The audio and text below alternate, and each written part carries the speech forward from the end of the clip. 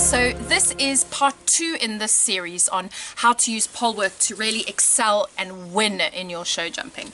If you haven't watched part 1, please go back and do that, although you can link all these 3 exercises up, but this is part 2, but you can do them in any order. A huge credit to Wendy Schaefer, who I trained with for many years. She taught me these exercises. I've used them time and time again to train horses of all levels, and they really do work, and I teach them to my students as well. I'd love you to subscribe if you like what you're hearing, and also leave me any comments with any questions or video requests. Firstly, make sure you've warmed your horse up properly in walk, trot and canter. Remember to give your horse regular breaks between the exercises, as these are quite taxing on them and they require them to really take the weight underneath them and behind. And again, it's always better to use square poles so that they don't roll, because if they roll when the horse steps on them, they can actually create quite a nasty injury. So if you don't have square poles, put some sand next to each pole to stabilize it.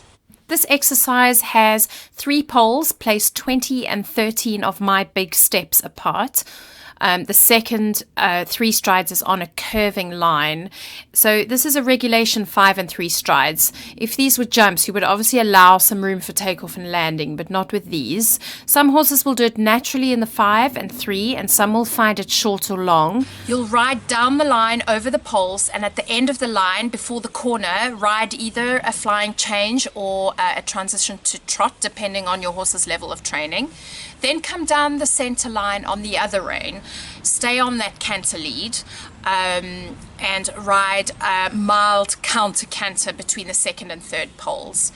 Keep watching, as I'm going to tell you how to increase the difficulty once you've got that right.